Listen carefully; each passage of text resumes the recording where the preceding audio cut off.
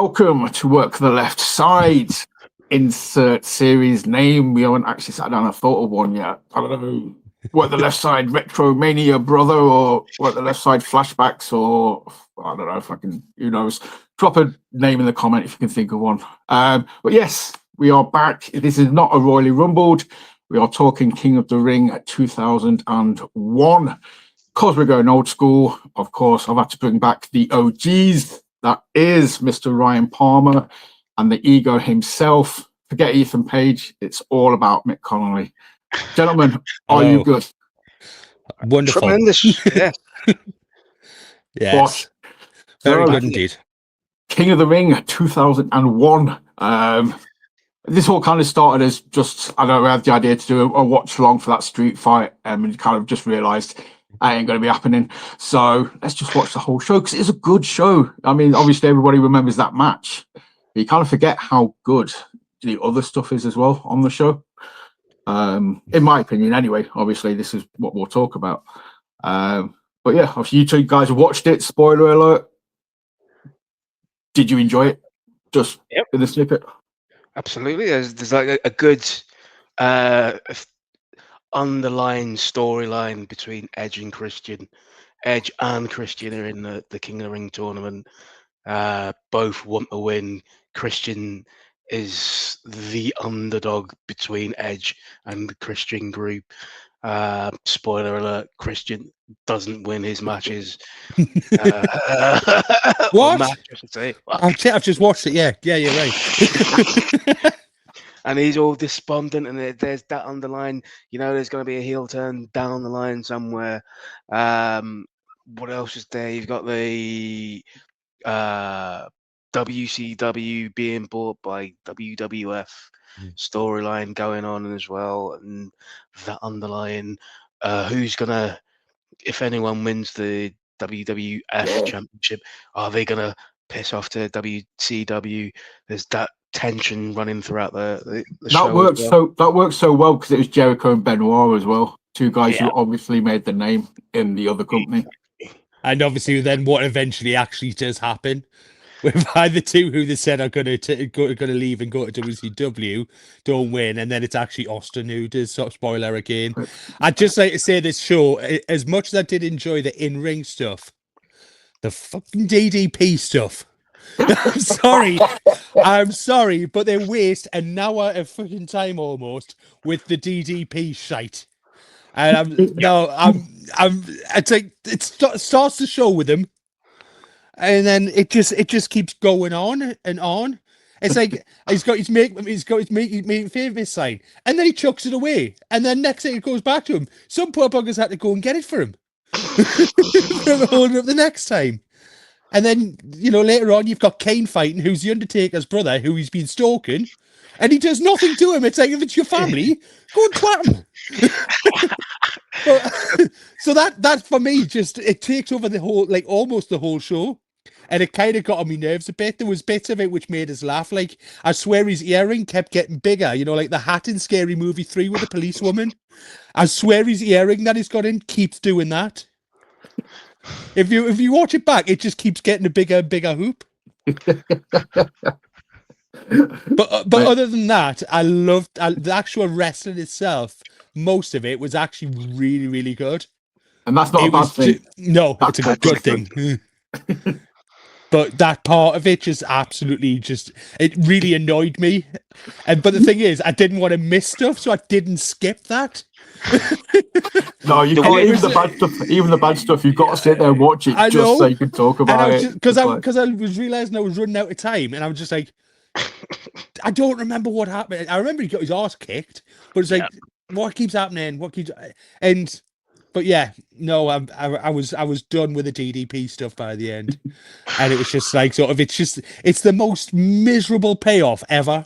Yeah, considering how over he was in WCW, for then Taker to absolutely bury him. Me and Ryan had this conversation.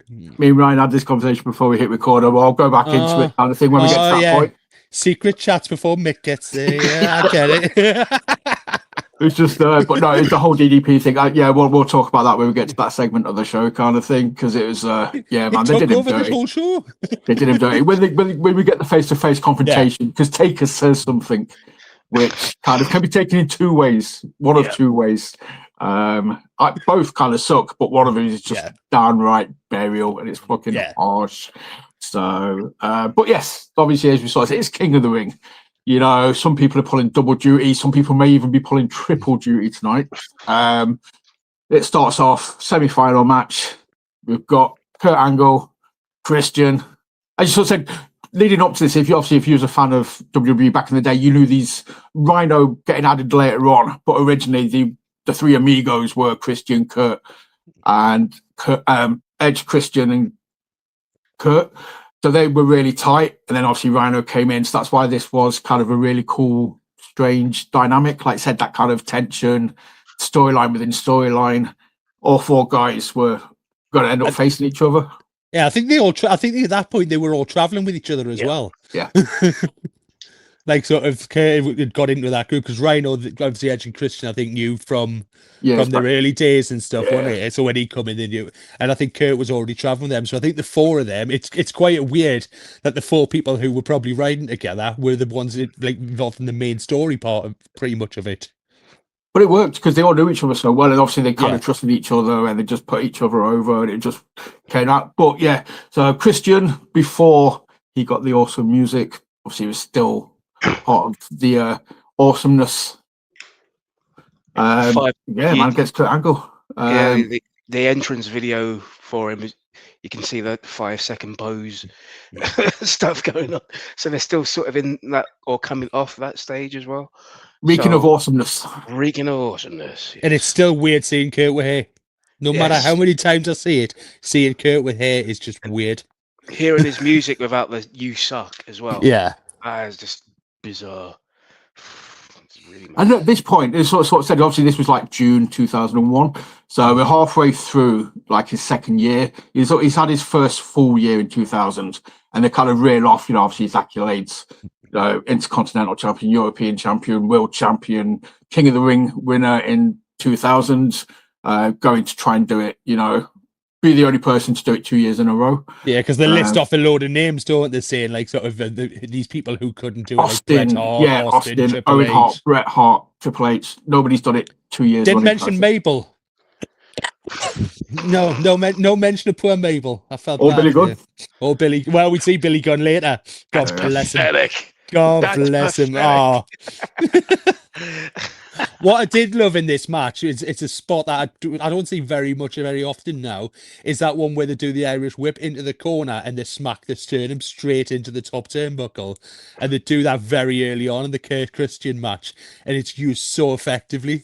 I think it's just one of those spots where it should be used more, but it's just not anymore now. I don't think many people can take it. Obviously, Bret Hart Bret was the king of it. He was the king of it. George Hunter does it. And that's one of the testaments we've talked about before. Dan has sort of said George Hunter does it, and he's kind of sort of said, like, anybody who can do it and make it look that good, it just goes to show how awesome, George Hunter is, kind of thing. But I think it's one of those spots. It's just, you've got to be willing just to have at it, mate. You've got to take it. You've got to, it's got to hurt, man. So I suppose a lot of people just like, fuck it, I ain't doing it. End up breaking your fucking sternum. Terrible. Oh, hurt, man. But obviously, we're not going to spend too much time on each match because there's lots of other stuff to talk about. So it's, but then obviously, the match is going on back and forth. Again, this is my hot take. I was a massive Christian mark. I still am, kind of thing. For me, Christian was the better of the two. I would die on that hill. And him and Angle are working really well. Everything's just smooth with Christian, man. He just makes it look easy. He's just, I've heard it said so many times, he's a wrestler's wrestler kind of thing. He's just, he knows what he's doing. There's no, the footwork spot on. There's no missed movement. Everything just looks nice. And then, Shane O'Mac comes out. It's all about that dollar bling bling. The And escape as well from the ankle lock by Christian is amazing when he swipes the referee's legs and then sort of pulls himself up the referee to get to the ropes. I thought that was a brilliant escape. And I'm not gonna lie, that's the hill I'll die on. The Unprettier for me is the best finisher of all time. Thank you. Yes, it's top 5. I'll never say anything is the best, but it's in the top 5. For me personally, it's my top finisher of all time. The original Unprettier by Christian it can't be matched. Chelsea Green's version where she jumps and stuff is very good, but the original, the OG version of it is the best finisher of all time. Ryan, that's a hot take, man. Yeah, I love that move as well. You didn't see it too often back in the day, back in the early aughts or the early. I didn't see it too much. I can't remember seeing it that often. It's probably because Edge and Christian were always a tag team, and you just didn't see it broken out that much. Bit like the vertebrae, you hardly ever saw that until the Hurricane. Convinced. You're right. It's a decent move. It was very innovative, Christian. If you watch some of the things back, like sort of the reverse DDT into a backbreaker and stuff, introduced all the. I don't know if he was the one who invented that and stuff, but it always seemed as though he would come up with some. If anybody on WWF was going to come up with something fresh, it was going to be Christian. Yeah. Yes, agreed. And then obviously he hit the Unprettier on this. You think you got to get the 1, 2, 3. You think Angle's going to go out in the first round, but no. Shane O'Mac. The gravitational pull from the outside, which is obviously what the referee thought. Exactly. So why was that a fucking DQ? Like, ref, what's going on? It's got its own gravitational pull, the outside of the ring. Did you not know that, Ryan? I thought you would, being a ref and stuff, but you know. Sometimes we notice things, sometimes we don't. Peek behind the curtain of the referees. But then, that was pretty egregious. There's another egregious bit later on in the show as well, which if I remember, I'll point out. We'll start a tally. We've got a grievous tally. I'll put a little graphic on it. Just put grievous 1, and they'll keep tallying them. If you want to add a tally on as well, if people want to watch it back, if they want to do a drink when the word brazen is said, you'll be wankered by the end of about the first half an hour. That was so brazen, and it's just like, honestly, just do a shot every time brazen is said, and you'll be wankered by the time Heyman's interview with DDP finishes later on. And then put a bit of Skunk Analysis on and listen to the song and just finish yourself up. But what's good as well is what's obvious as shit what Shane's doing is to make Kurt fight more. Yet the commentators can't seem to grasp that thing. It's just like every single bloody theory they can come up with, apart from let's make Kurt knackered. Oh, well, maybe he wants him to win so that if he wins the King of the Ring, the owner of WCW then beats the King of the Ring of WWF. It's like, no, he just wants him to be fucking knackered. But little does he know, Kurt's got cardio for days. Yeah. Kurt's a fucking machine in this show, man. He doesn't get blown up at all. Even when he breaks his tailbone. I think I broke my tailbone. That's where that comes from. Yeah, I thought at some point in that match where it was that the one where he broke his arse? And it's like, yeah, it is. It is. Yeah, and you can see the exact moment where he's just sitting there going, my arse is broke. My cock's sick. But yeah, antibiotics. And again, the angle slam from the outside into the ring as well to finish the match off. Yes, was really, really good as well. We see a few variations of it through the night, the angle slam, but probably it's the second best version. Yes, the first comes later. Yes. I pop. Oh my god, that just makes that move next level. So yeah, Kurt advances. Bosh. Kurt is in the final. He's on this track. He could be the first 2-time back-to-back King of the Ring winner. And who will he be facing? It's either going to be Sexton Hardcastle or AKA Edge against the man beast himself, the master of the gore, Rhyno. Spear versus gore. It's no contest. Someone had that sign as well. There is a sign. I was about to say. It says Spear versus gore. Spear versus gore. But Not And even I never realized as well in 2001 how much of a Jimmy Hill chin Edge has got. yes, he has. Yeah, Like a yeah. massive Jimmy Hill chin going on. I never ever realized it. I don't know if he's still got it now, or that's why he's got the bigger beard. To Jimmy hide Hill or it, but- Jimmy Hill or Jimmy Savile. Oh, Hill. Jimmy Hill. Jimmy Hill. Jesus. Whoa. No, we're not going there. Christ, it's already controversial enough with who's in the main event without bringing bloody Savile into it. Oh god. Do you not remember this conversation on the Royal Rumble episode? Oh, no. It's a little bit of continuity for you from the Royal Rumble episode. This comparison got mistaken last time when I believe Ryan said Jimmy Savile instead of Jimmy Hill. Yeah. Did I? Oh fuck. I can't even remember. Jeez. Yeah, well, yes, definitely Hill. Jimmy Hill. Yeah, Jimmy Hill.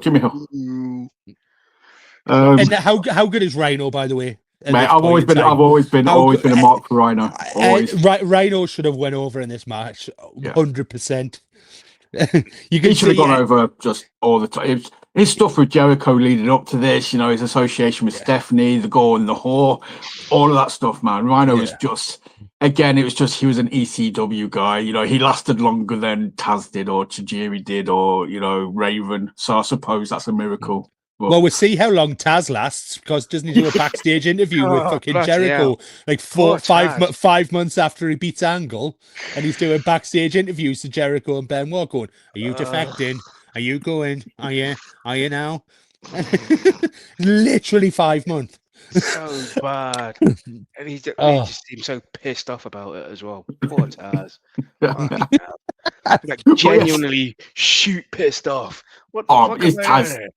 And if I was Tasman, I would have been so good. Obviously, I suppose the money wiped away the tears, but you're just going to be like, I would be pissed. Man. By this point, obviously, ECW had gone hits up anyway, had it, so didn't really have a choice. But mate, I'd have been ruined. There was a good bit of this it wasn't as well. 5 months, mate. This was like 14 months after the Rumble. Was it 14 months? Was it? No, 2000 we watched on it. 2000, wasn't it? Yeah. Yeah, sorry. My maths is terrible. Although I think he's been announcing for about a year at this point. So yeah. and he'd even been dropped from that now to doing backstage interviews. Yeah. He'd basically become Todd Pettengill. Pettengill. Oh my god. He was Dorothy Coates' bitch boy, that's right. Oh. But yeah, Rhino Edge, Bosch. It was. Did you see the bit where Rhino gets crotched and there's a guy with a digital camera right in Rhino's face taking the pictures of him? Cha-ching. Oh. Sell the pain. Oh, mate, quick sidebar. Did anybody else hear that? I don't know if it was just one person who was incredibly loud or if it was like a group of people and it came across as one. I heard so many boring chants during the Yes, show. I've got it in my notes. Just every so often you just hear someone go, boring. It blew my. I was like, what? Especially during the street fight. Yeah. And the main event, they were doing it in the main event as well. And I was just like, and someone randomly for about 5 minutes had an air horn. Literally for 5 minutes, halfway through the show, just an air horn starts going off. There's one guy in the front row with a mobile phone, but it's like now it'd be like every guy in the fucking front row with a mobile phone. That one guy. It's like, on Posh. But yeah, again, solid match. Rhino, Edge, two guys that know each other, have known each other for years, trust each other. And Rhino doing a top rope splash, by the way. Yeah. What the hell? That was a sick splash as well. It was fucking decent. But I think my problem with this one was it was one of the first few matches where Edge was transitioning to fighting as a babyface again. Yeah. And I think he's sort of missed a step. Oh, sorry. And so that was sort of like my little thing on it. Why I thought Rhino should have gone, because when Rhino was doing his bit, he was smooth as hell. It was like literally he was at his peak and stuff. Then I think. Yeah, I agree. Obviously, going forward, you kind of sort of see in hindsight, but I would have loved for Rhino to have been King of the Ring. That would have just been amazing. But then you would have had that Edge Christian thing going forward. That was the whole reason for the split down the road. Yeah. But yeah, awesome match. Highly recommend go watch if you just a fan of both of these guys. Like I said, it's weird seeing Edge in that transitional period. He's not quite comfy yet, but he gets the pinfall, and obviously then we get. How does this one end? I can't remember now. I'm trying to Remember? Doesn't he do the? Oh, doesn't he Rhyno goes for go for the turnbuckle. goal? Goes for for the missing turnbuckle, and then the Impaler. impaler. Yeah, Yes. yeah. They're all That's it. very young as well. Everyone's fucking young looking. It's Yeah, so- it's crazy. Isn't it? It's amazing what aging does, isn't it? You'd think this was like quarter of a century ago or something, wouldn't you? Ooh, Oh wait, Hmm. drumsticks. God, I was 20 when this went on. Christ, God, Dude. even I was happy then. So, the two semi-final matches, Bish Bash Bosh, we've got our finalists, Kurt Angle versus Edge. Slow it down, step away from the King of the Ring, tag team action. Blonde Good old Molly Holly. Good old Molly, blonde Molly, yeah. And Spike, the run of the letter. Didn't look the same with blonde hair. It looks like it's a different version completely to how I remember Molly Holly. But Oh, this is how I remember her. And then obviously, like in the superhero get up colored Super Molly. I remember her with a shorter hair. This is how I remember Molly. But then, yeah, obviously, yeah, Spike, the run of the letter, challenging his brothers from another mother or from another father. I can't remember which one it was. Yeah, the Dudleys. Yeah, anytime I get to see the Dudleys, it's a good day. Throw Spike into the mix, that's quality. That entrance as well by the Dudleys, every time when I see that from that era, the Dudleys entrance is amazing. And I genuinely, again, this was one of the things, because it was 25 years ago, genuinely forgot Kane was the mystery partner. Yeah. I totally forgot. That's why I couldn't remember this. For some reason, I was expecting Big Show to come out. I don't know why. Would have made sense as well. Just that big bastard in it. Just a little guy with a big bastard in his corner. What I did like was Spike then ran into the ring to start fighting them, and Kane just kept walking slowly. So it's like, go on then, go on off your chart. I'll be there shortly. Kane doesn't run for anyone. He's a horror movie bad guy. He just walks casually. Like, yeah. Then they start playing catch with Spike. Literally, I don't know why. Kane just decides, sorry, I'm going to press slam him too. Hot potato. Flung about something chronic in this match, but he's giving it socks, as people say, himself with his Hurricane Ranas and slightly high flying moves. Kane fucking gives it as good as he gets as well. Yeah. Gets double suplex at one point. And then it just looks pretty awesome. Bubba Ray doing a monkey flip. Which, I mean, Spike's always in matches with the bigger guys just to make them look ridiculously strong and do, these things that look fantastic. We all know that. But like I say, seeing Bubba Ray doing a monkey flip on somebody and everything, and them, like I say. Talking of Bubba though, man, taking the Dudley dog, was it? I can't remember if that Spike's finishing move. Was it called the Dudley dog? I want to say it was. Well, it was the acid drop, wasn't it? In ECW, but they couldn't use that because of the drug references in it. So yeah, the Dudley dog. But Bubba sells out like a boss every time I've seen it, like kind of thing. Because obviously it's one of those moves where Bubba just kind of launches, he just planks midair and just sells out like a boss. And yeah, just makes Spike. My only issue with this was Devon missed 2 breakup attempts before finally breaking one up on the third time. Literally missed 2. It got annoyed. I'd be annoyed after one, but then when you do another one straight after it, where I think he's meant to stop the referee or something, and he misses that as well, and then finally gets one right. But I mean, again, it was when you got wood, man, you can't slide in as easy. That's it. It is. You let him plow. You let him plow in the ring. Exactly, man. It slows you down. That split second. That's all. When it's a 3 count, that split second counts, dude. And when you're heels as well, you can't go what's up. It wasn't the same without that. There, it was just like they go for the what's up. Paul Heyman's like, I love this spot. I love this spot. They don't do the what's up. Okay. Shout out as well though to the commentary team. Just obviously because JR's JR. There's a few matches where he says the wrong person. Standard. But Heyman, man, I love Heyman on commentary. Heyman's. If there's a man in a match award for this show, then I'd give it to Heyman. Yeah, but, Not Wow. Kurt Angle. Actually, yeah. What the fuck was that? Actually, Sagma. Whatever. Sorry, It's close. mate. I'm gonna shut the fuck up. Yeah, I'd give my man a match of this show for the Miz, just for being awesome. Don't you fucking dare. Too far. That's it. We're done. Too far. Technical error. But yeah, again, just a good match, man. It just slowed it down, gave the fans what they wanted. I love Kane in this get up as well. This is my favorite Kane He looks jacked. gear. Yeah, I love the gear. Just everything about Kane in this era was just awesome. And yeah, Spike and the Dudleys. This took it for me. I think it was only like a 10-minute match or something. It was just a quick filler. Yeah, it wasn't. It did the job, man. Exactly. It did the job. And then obviously, they got the tables out at the end. But Kane got the one-upsman and Bubba went through the table, which is always kind of a nice twist when the W's go through the tables themselves. Yeah. And good chokeslam as well. Evo got a powerbomb, a fucking nasty powerbomb as well from Kane. It just looked vicious. I remember Kane using that powerbomb a lot because it was a finisher I used quite a bit on SmackDown versus Raw and stuff as well. Yes. The Kane sort of diving powerbomb sort of thing. Yes. I use that quite often. So he couldn't have the tombstone. So he had the chokeslam, but he had to have that powerbomb as his finisher because obviously he couldn't have it. Yeah. I remember that. Storing about 3 up and just going Yeah. So then back to DDP. Was it at this point there where all of a sudden there was videos of him being watched having his dinner and tables stuff? have been turned.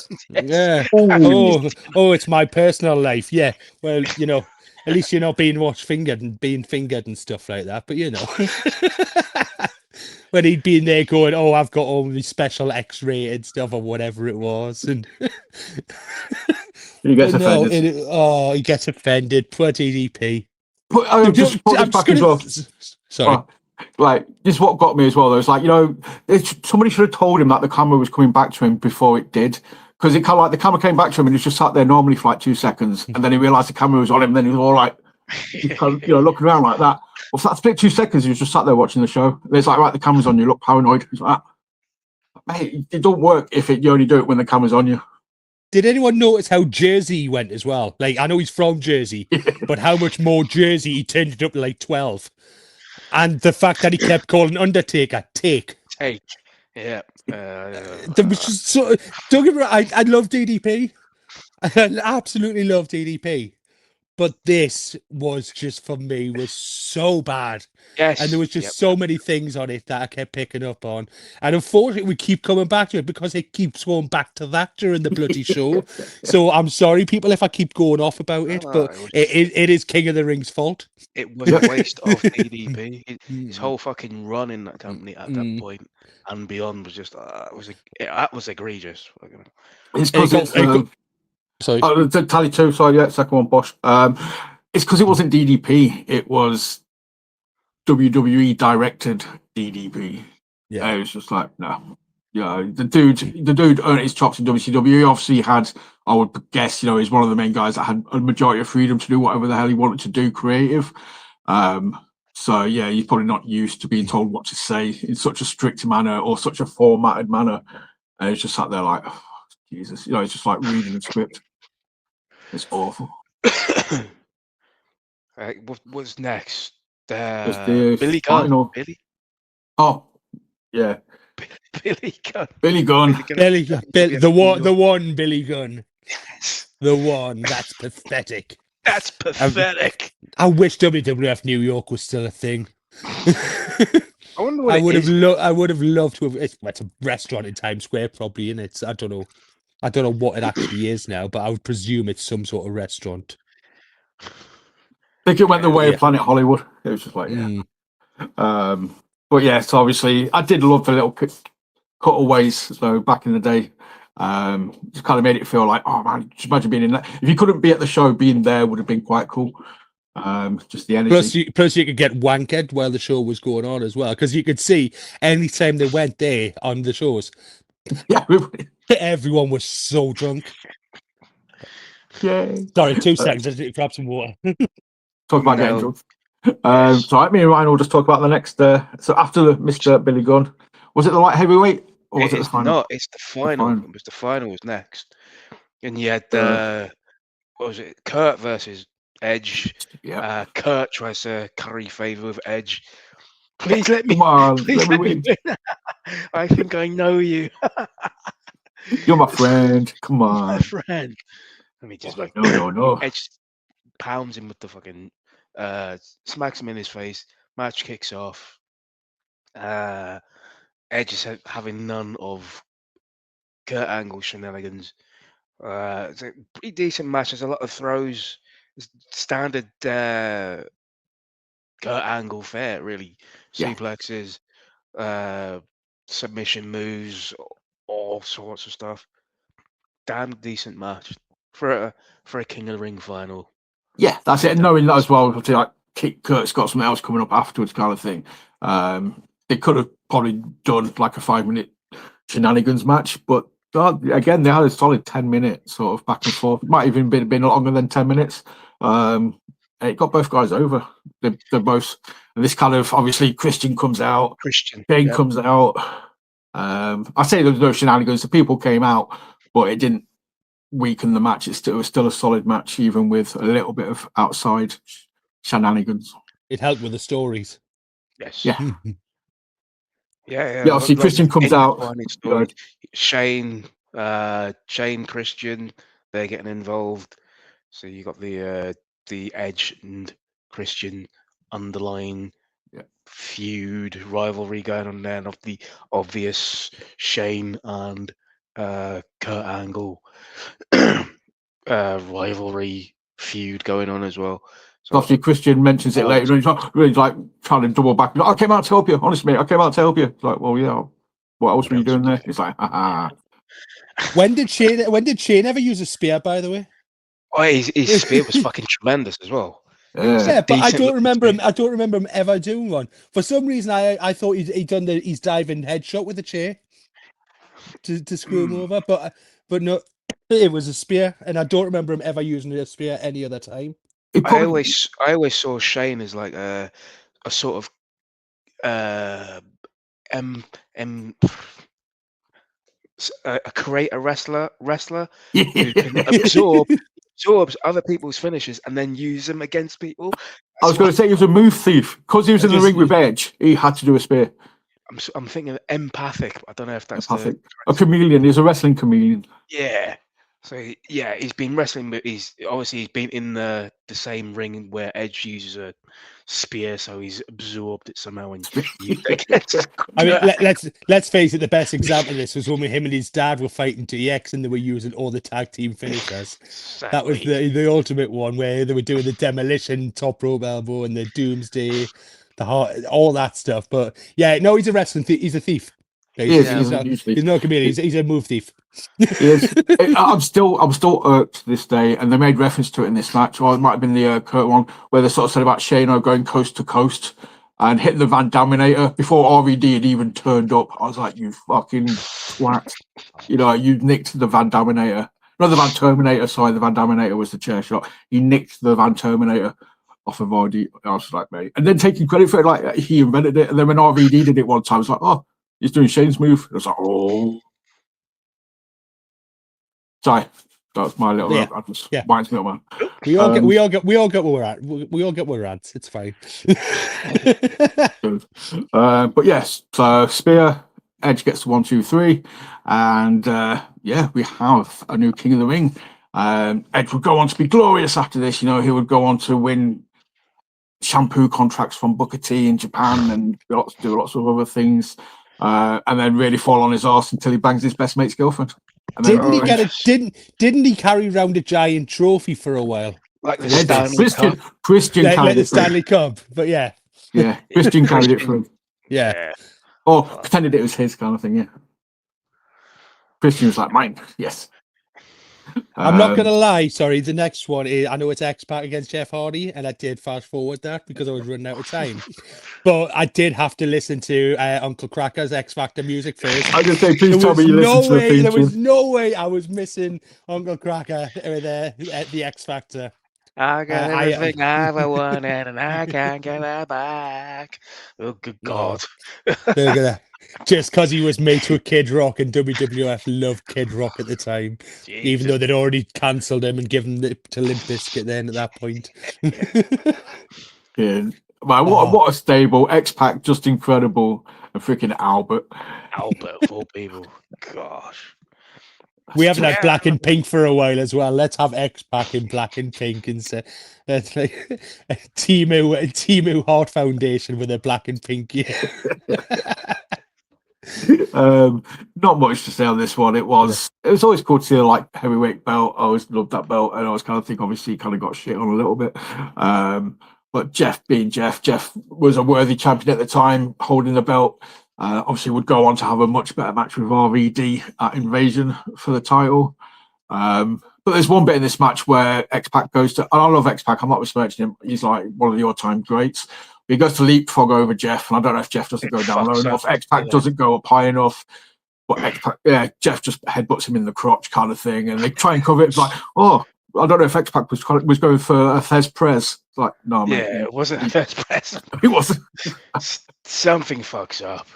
But yeah. And they both just drop, though. It's just they both drop into the corner like, oh, crap. I think at that point, when I saw Jeff with that title, I was like, shit, Jeff is like a proper Grand Slam, won all the titles that were available to him. Yeah. Fucking hell. They really thought that much of him back then. Fucking hell. Yeah, not bad for a spot monkey. See, I've got my notes. Shane's the OG spot monkey. Generally, I put that in my notes during the match later on. He's the OG. He is the OG spot monkey. Before Jeff or anyone like that, I think Shane was more of a spot monkey because he was doing all that stuff with Blackman and Big Show and Tests and all that stuff. So, and I was over the moon as well. We got to see Regal and Tajiri even briefly. Yes. Oh, when he phones him up, it's Steve Austin, the world champion, Steve Austin. That's tremendous. Gives the phone to Regal. Tell him I'm telling the truth. He's telling the truth, sir. And Tajiri's just stood there just like somebody who's going to play golf soon. But they could have had none of the DDP stuff and just done loads of backstage stuff with bloody Regal and Tajiri and Austin and stuff. Do that instead. Yeah. But no. That would have absolutely missold it. Did we actually get the conclusion of the DDP thing? Now, we get the DDP thing is before the Street Fight, isn't it? I remember you sort of... Yeah. So now DDP's had enough. He storms the ring.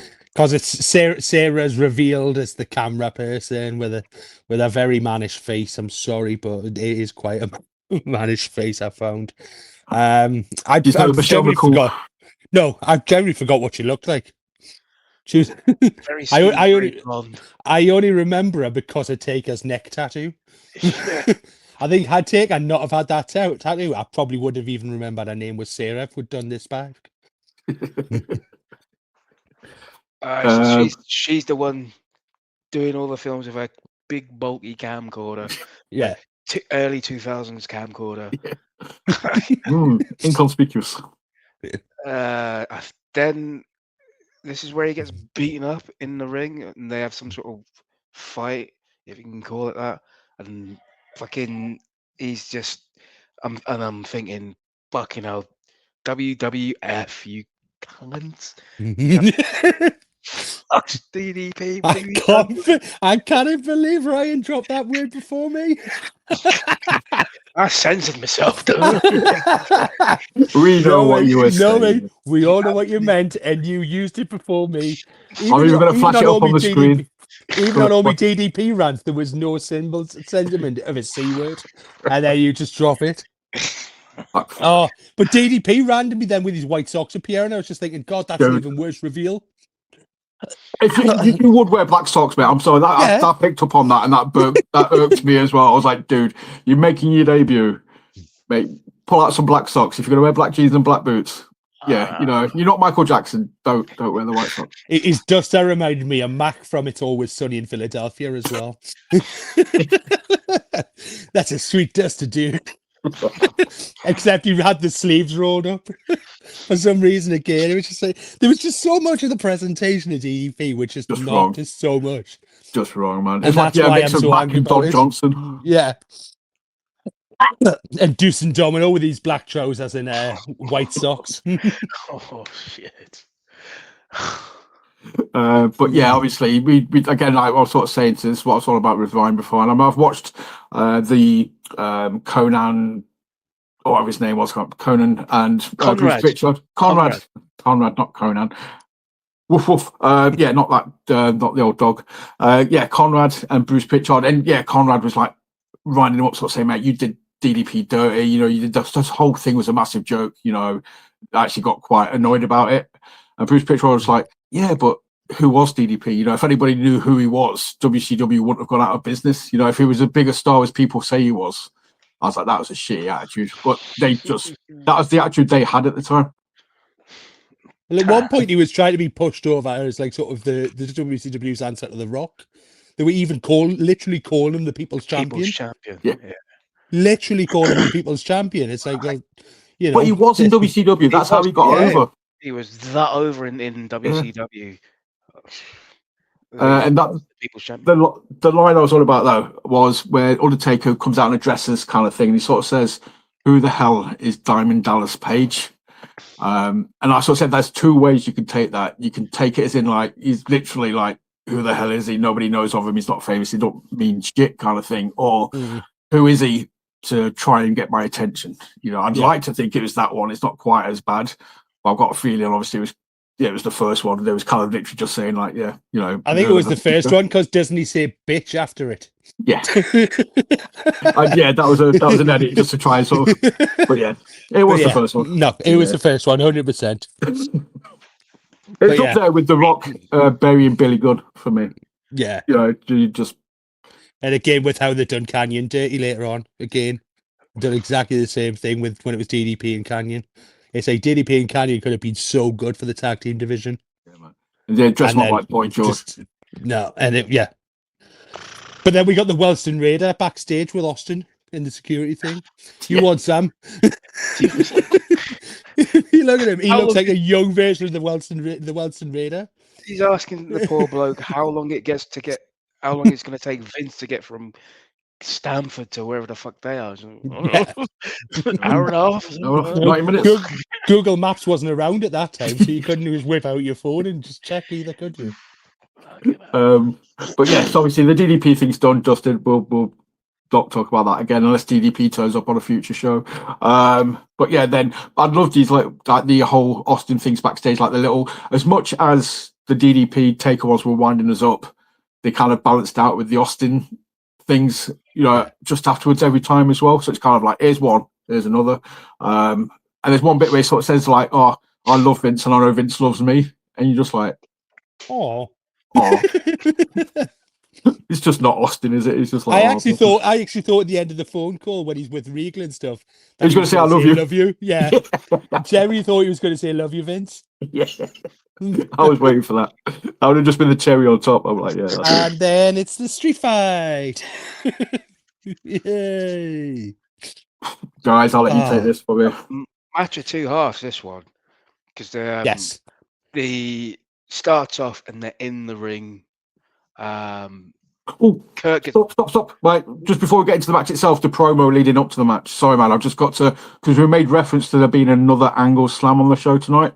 I don't know if Mick was talking about the one off the thing at the end, or if he was talking about Shane's during that promo, because Shane's angle slam was money. He jumps with it. He jumps, yeah. It's like a Samoan drop. I'm not about neither of them. Which one are you on about? The finish? Oh, yeah, off the board. Yeah, you're on about the one off the board then. That's what, yeah. No, Shano's was the bottom one for me because it was just like, you could see that happening in the match, man. He just jumps. And like I said, yeah, it's a cross between an angle slam and a Samoan drop. It's just bang. He actually leaves his feet and twists as well. Yeah. Sorry, but I just wanted to mention that angle slam. What a thief. So the one in the Christian match is what now down to number 5, is it, on the list of favourite angle slams on the show? That's third. Because I really enjoyed the one off the medals things as well. The metal podium one was good Yeah. Oh shit, yeah. because Kurt runs and he's on the same. He's on the podium of like Shane stood on the podium. Kurt runs, jumps on the podium, and delivers the angle slam at the same time. It's like, how the Yeah. fuck in one flowing solid movement? He's a Even- superhero, man. But even from the promo, like the promo video leading up to it, it was kind of like they didn't know what to do with Kurt, and they needed to have some sort of a story for him going at it, and they just sort of threw this together, and it was like because there was no reason for Shane to come out when the Kurt was doing that thing, and it was just like it was just as though it was like that'll do. We got the little spot monkey in with Kurt. Yeah. But it worked. You know what I mean? Just throw it together. Yeah, it was awesome. But yeah, sorry, Ryan. Yeah, we'll go to the match now. Sorry. No, I was saying that as a whole, it's game of two halves, match of two halves. It starts off in the ring. They're fucking exchanging mat wrestling holds. Shane potatoes. Kurt gets busted open. Shane's too fucking. Then they start doing the old amateur wrestling. Yep. The ref on position. All fours. Yeah, the ref position. Oh, You there get you go. you Yeah, get we go. We're being told now. I think like they say it on commentary anyway. Then for me, the best part of the match is when they leave the ring and then go up the ramp to the area. Along the way, Kurt gets suplexed and does he get suplexed or does the suplex? It Either does the way, suplex. He does the suplex. he breaks his Arse. coccyx. Oh. Yes. But for me, the match doesn't Tail really bone. start getting going until they start going up the ramp. No, The no, only no, thing, no. the only thing for me, this is my personal opinion because I got quite distracted because I just found myself making jokes about what Shane was wearing, like trying to work out how many layers he had on. Yes, he had loads of layers, didn't he? Yeah, how many millionaires wear shallow bottoms? The shooting star press, man. The shooting star press, that was the one thing that was then. I also noticed he had Super Mac on the back, which if he's not aware, that's Malcolm McDonald, who used to play for Newcastle in the 1970s with Super Mac. And he's a brave man as well, started doing alliteration with the letter K. Because he was because he's got Kurt's kryptonite at the bottom, and I'm just thinking, God, you're cutting it fine there. Yikes. But yeah, no, it's just loads of, but I just didn't understand how many layers he had. It was like he had hockey pads on underneath and stuff. Because he Would looked you blame him, huge. to be fair? Yeah, I know. Well, I'd have later on, laid up you like a motherfucker for that match. I'd have come out like freaking. And yet, none of it done any good for him. Because they've done nothing. Because he takes a sick headshot to the bloody leg of the chair first. When they go up there, the thud off that is unreal. It just makes a proper clonk, doesn't it? It's like Yeah. And then obviously they do nothing to hide the concrete and the metal grates that his head lands head first on when he doesn't go through the glass. Have you heard the story about the glass? Do you know the thing behind it, why it didn't break? Because of the explosions, the pyros, they They had to have thicker glass because of the glass. pyros. Yeah. Because of the pyros and stuff, they had to put special, like, thicker than normal glass in there, so it just didn't shatter during the pyros, which obviously then came back to bite him in the arse during this bit. If at first you don't succeed, try. Fuck it, just throw him head first through it. Oh my God! And fucking, and literally, it's like the second one you can see he just couldn't be asked, and then the third one it's just like fuck it, head first. and then it was, and that part where you see Shane coming through the glass. That becomes part of one of the TV shows.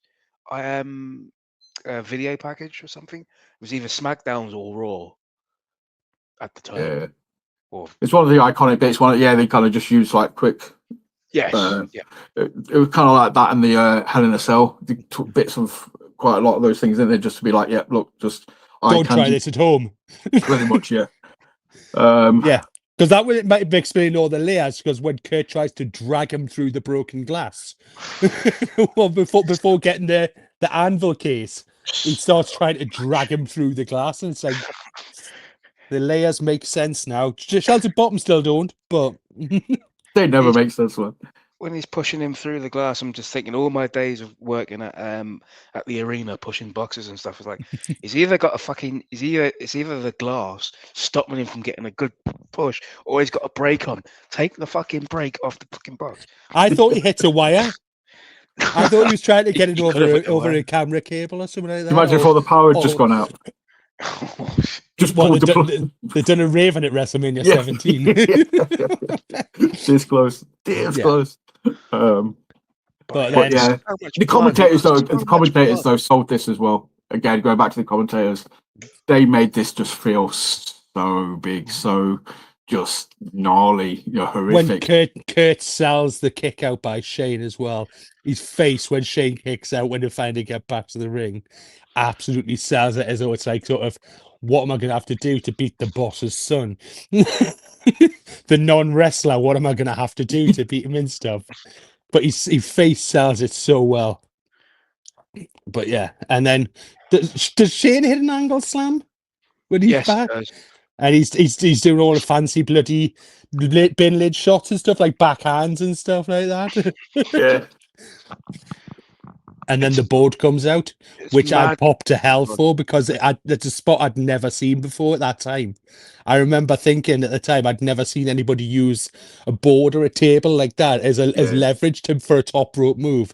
And for me, that was genius. And it come flooding back to us, thinking that was the first time I'd seen it. It come back to us when I was watching it again. The only slight bit about that takes you out of it, but just for like a tiny second, is the ref holding the board so it's steady. But it's like, what the fuck else is he gonna do, man? You don't want them both to fall down. Fuck, it's like when they hold the ladder sometimes. Like, right, yeah, you got to be safe. Just hold the ladder, mate. Just do it. But yes, that is a fucking avalanche angle slam off that board into the ring. Shane takes it straight on the shoulder as well. I don't know how he's not broken his shoulder or his collarbone. Who let Shane walk to the back as well? After the match, whose idea was it for Shane to walk to the back? It's like, gee, mate, seriously, just take the stretcher. Just you've earned it, mate. You've earned it. Yeah, you've earned to lie down. Yeah. You've been involved in 3 matches. You haven't fought 3, but you've been involved in 3 matches. The boys aren't going to rib you if you just lie down, mate. Yeah. You've been fucked up. But yeah, this match it's still one of my favorite all-time matches. It's also one of those ones where I can just, like I said, I watched it twice today just to kind of so it's fresh. I love this match. It's one of those ones where when people sort of say, like, if you used to show a non-wrestling fan a match, it's always between this and the Hell in a Cell 98.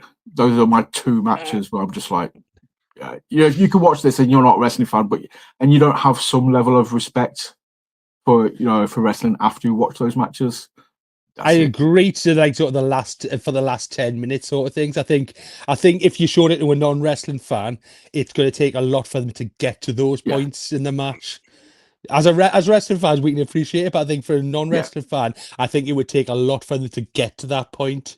Yeah, okay, that's a fair point. Yeah, that's just what I say. I'm kind of looking at it right. That first half I appreciate just for the like Ryan said, it is a match of 2 halves kind of thing. That first half though it's just solid storytelling, solid work kind of thing, psychology, and then the second half's just a fucking beautiful car crash. But it just works. You don't expect the second half either. From watching it back again, you're like, because the first half is just in the ring. There's toys, there's bins and stuff, bin lids and chairs. And kendo 60, you're thinking it's just going to be another fucking standard WWF street fight, kendo stick, chair, table, woo, wow. But there's one other egregious part in this as well. But then the second half comes. The second half happens, and you're just like, fucking hell. The ref's giving rope breaks. Or he's like admonishing, 1, 2, don't get over. So it's just like, no, it's a fucking street fight. Stop doing that. So I think there was another egregious ref part in the final match as well, which I'll My last takeaway from it, by the way, sorry, is what annoys you more, Shane's jabs or Shane with a kendo stick? Because I always thought it was his jabs, but I started finding myself getting really pissed off with him with a kendo stick when he's doing all the fancy twirls with it and Oh, stuff. shit, It's, yes. it's like you're not bat on twirling here. It's not like you're leading a cheer squad or anything. And it's You ain't and Darth Maul, son. Put it down. yeah, it kind of got on my nerves. And then I kind of thought back, and it's like he does that in all these matches that you were in. Why have I never noticed it till just Yeah. now? Floating like a But- bee, stinging like a butterfly. Yeah. Which though obviously takes us to so you know You based bastard. on Sorry, I it takes us to the one-on-one final, the one-on-one main event. You know, Chris Jericho versus Steve Austin Versus Black. versus versus Stevie Richards. Vacant versus vacant. No, I mean, I've had this No. conversation before when we talked about WCW in '97 and stuff. Obviously, yeah, you know, names are going to get mentioned. We're going to have to talk about it. It is what it is. It's just it's from a wrestling perspective, obviously. So triple threat, you know, two guys, the former tag team champs. Austin screwed out the titles. Stupidly says, "Oh, I can take both of these guys on." Mrs. No Personality Linda comes out, makes the match. Yeah, so we get the triple threat. You know, he who shall not be mentioned, Benoit. There we go. I'll get around it. As Angle used to call him, Benoit, Jericho, and Austin. Because it all come about because of Triple H's injury, basically, didn't it? Yeah. Yeah. Because that's how they dropped the tag titles and stuff. Because that 2-man power trip could have been so good. That was meant to run on it. That was that had the Yeah. leg. Pun intended. And then it just Just shame that Triple H didn't have the leg. Yeah. But again, obviously, heel Austin gets a lot of flack. But I liked Austin during this time period. He just didn't have, you know, a good bad guy kind of thing. That's what this, or a good guy kind of thing. But these two, I love this match. 30 minutes of just solid. Triple threats can be hit and miss, and I think this one just worked really, really well. I was kind of shocked when I looked at it. It was like there's still 30 minutes to go when the bell rings, and I'm like, Jesus. But you don't feel it, man. This match goes by. I think I personally, anyway, I don't think this match drags. It doesn't feel like a 30-minute match. I love this match. And you get Booker T in it as well. Yes. And we get Disturbed Stone Cold music as well, Yes. which is the best one ever as well. That's Stone Cold's best music. Again, hot take. Sorry, people. That is best. Stone Cold's best music is the Disturbed one. But with the red writing on the vest as well. That's kind of like, you know, it looks wrong, but you kind of like, I like it. The black and red instead of the black and white or silver, whatever it normally is. I like the fact he just kept kind of looking back as well, though. Just seems like Biggie Mac was going out like, no. He just sold like he was just 100% in every character or anything Austin did, man. It was just always 100%. They both come out the ring when Austin's walking up the ramp, doing it, giving it all the where's Vince? Where's Vince? And so Chris Benoit and Chris Jericho come out, beat him up on the entrance ramp and drag him into the ring. They can't be arsed with his shit. Nope. That's just tremendous. Double team, bish bash bosh. But Austin carries the match because if you watch it as well, Jericho gets about 10 minutes on the outside. Yeah. And Benoit gets about 10 minutes on the outside as well. It is I know Austin gets a little bit at the end where he, you know, gets put through the table. But other than that, Austin's in the ring with the action the whole time it's going on. There is a lot of that. Yeah, there's a lot of, you take a move, get out the ring, turn it into one-on-one, same again. There's a That lot normally of irks me about triple threats because, like I said, one of the whole reasons Jericho was out of the ring for 10 minutes is because he got knocked off the apron and he fell into the barrier, which in any other normal match, the person would be back up again after 10 seconds. But for some reason, it's totally winded him and he, like I said, he's out for 10 minutes. Because didn't it start where there was a thing where he was in the walls of Jericho or something, and Benoit hits him in the back of the head, and he sort of stumbles halfway across the ring and changes direction into the corner to the exposed turnbuckle. I'm sure that's what it is. Something like that. He sort of goes off and swerves into the top rope sort of thing where the turnbuckle's been exposed. Mate, that was a hot take as well, though. The Wars of Jericho and the crossface and Austin taps. And I love that. I love that. Nobody's the winner. It's like, can we not just have joint champions, please? Come on. But why break it up, though? Exactly. Just make him pass out and just have a one-on-one.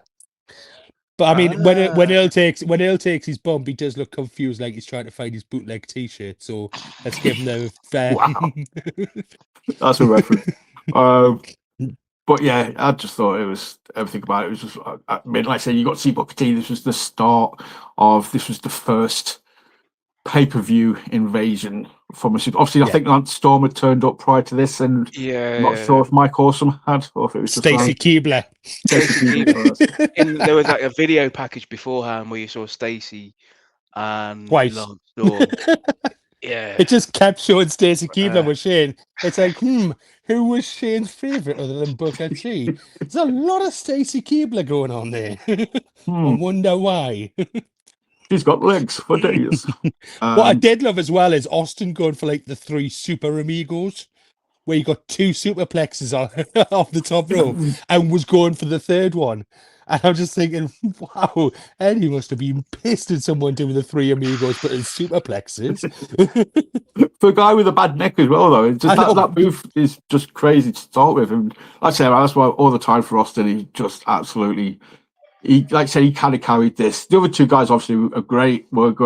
But this is Austin, this man. As much as I love Kurt, and this is the Kurt show, Austin is a close second just for what he did in this match. Yeah. Yeah. And again, another hot take as well with Jericho. I love Jericho, but God, he's Bulldog. It's terrible all the time. And I've never don't know if you've noticed as well, he hits like 1 in 10 good lion salts. The one in this match, especially, where it looks like his forehead drags along the ground.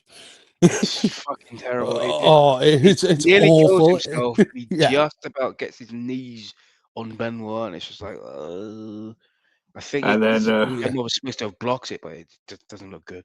You've got Benoit chair shot to Jericho. Stunner. I'm trying to think of the end sequence. It's all it's kind the of top. Like it's the top rope belly to back suplex where Benoit does it to Jericho, and Austin pins Benoit. That's it.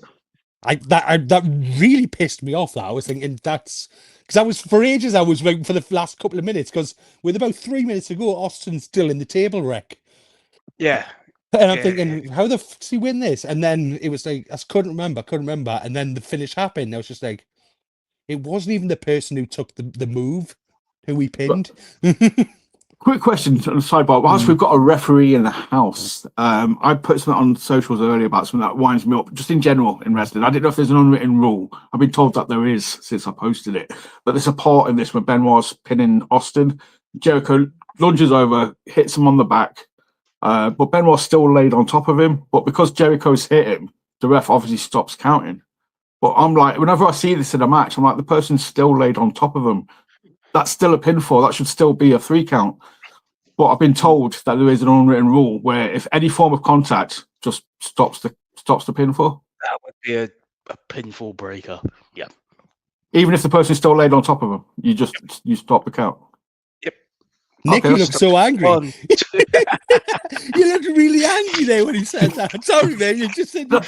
It's something I've always thought, but I've never known as a wrestling fan. I'm like, should I have known this? Have I missed this somewhere? But it's always, whenever I see it in a match, it's just one of those, just a little niggle. I'm just like, I should have still won, unless you physically push the person off. Right. You've interrupted the count of the referee. I mean, the person doing the pinfall could grab his opponent again and just say count. So they'll probably kick out again. So there was a rope break in this. There was a rope break in this. So that was the other egregious thing. So what the fuck are you doing? It's a triple threat. And they even fucking mentioned it on commentary as well. So what the hell? Two drinking games to take away from this show as well. Drink egregious. When Brazen's said, and then watch this and drink whenever Ryan says egregious. drink with Palmer.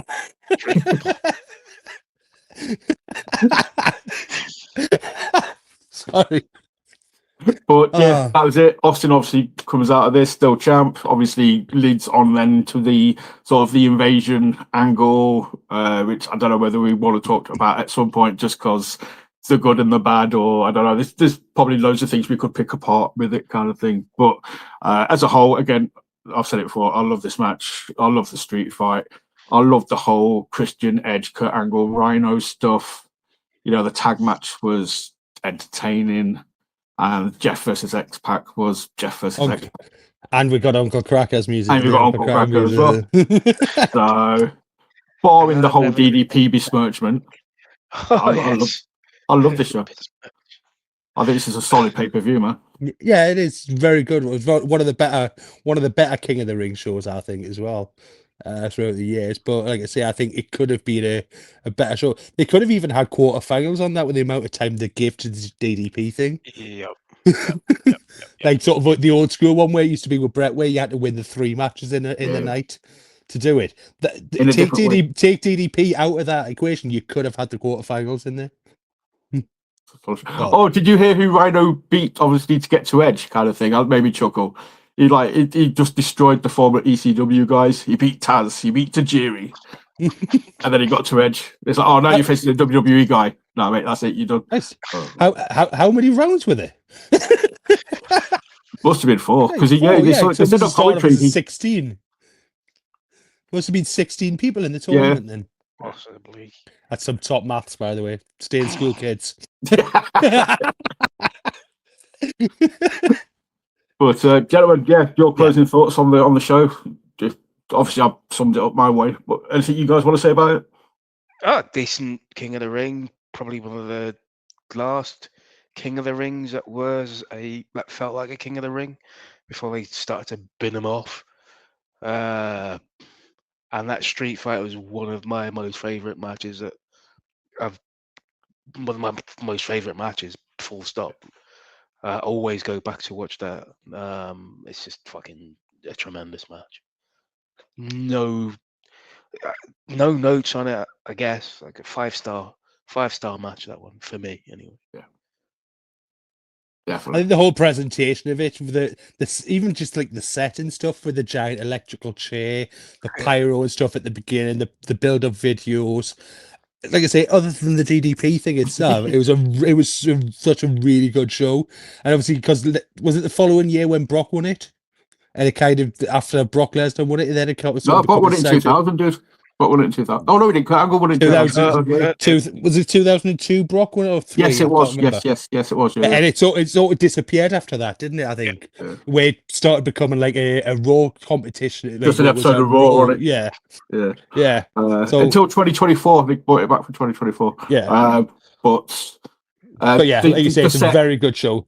I love the old school sets. That's second to me to the Backlash set. Will always be my favorite ever set. I think it was Backlash 2000. Was that the one with the swinging? I think Jeff jumped off one. God, we're all losers that we actually remember those things when someone says what it is, and we're like, "Oh yeah, the swinging out, the swinging things, yeah." God Almighty! I wish I remembered things that were useful in life. You know, like when I started learning to drive, like remembering how to do that, and so. But no, I remember Backlash had the swingy bits. It's the important stuff, man. I think, yeah, exactly. Gentlemen, I'm just going to end it on the Backlash swinging things. That's it now. I did find a picture or like a little gif of them. We need to do a poll now of what was better, the King of the Ring giant chair set or the Backlash chair. Hit us up in the comments. Just say Backlash or King of the Ring, and we'll know what you're on about. Gentlemen, it's been an absolute pleasure. Thank you so much. And do you want to do your sign off to let people know where they can find you? You can Rochambeau for who goes first. Go first, Mick. Is that because you don't have any anymore, Priest? I've still got loads. It's just not worth. No, it's Mr. Mick Ego on Twitter, X, whatever you want to call it, and Instagram. And you'll see me commenting and posting things now and then on Facebook as Mick Connolly, which is me. I know I'm on Threads, Blue Sky, X, and Facebook, but it's like I don't really do much on any of them apart from Facebook. So that's it for me. Hit us up in the Work the Left Side page on Facebook. I want to sort of get engagement up on the Facebook page, just general chit chat, talking wrestling. Tell us what you want us to watch. Yes. Oh yeah. You know what? I'll be up for that if you guys are up for a little bit of a let people. What I might do is I'll run some ideas by you, and we'll put it down to like a choice of 4, and we'll put it up to let people let us know what they want us to watch, see if they're feeling nice or not. You guys have already watched Bash at the Beach 2000, so I ain't going to make you do that again. Okay. You did that a few years ago for me, so I know. Oh god! If you want to watch that episode, it's on. Scroll back a couple of years, and it'll be there. You'll see Mick's face and Ryan's face on the graphic. When we watched that wonderful show, but never mind. I'm not watching Sin. I'm just saying now. I can't watch Sin. I mean, I was going to suggest that. I can't watch Sid's leg. No. Anything else? Anything else? Right? We'll sort it out. But Sid's leg is a no. We're going to try and do this around about the middle of every month. So yeah, we'll decide what we're going to do for April, and we'll get it pegged in. And but yeah, obviously everybody else, thank you for watching. Hope you enjoyed. If you've enjoyed this and you've never watched King of the Ring 2001, I know we've kind of spoiled a lot of the stuff for you, but it doesn't compare to watching it yourself. Go watch it. Go watch that street fight if you've never seen it. It is absolutely mind-blowing. But we'll see you again very soon. Mick, Ryan, honestly, mate, thank you so much. And everybody else, remember, always work the left side. Say goodbye. Bye-bye.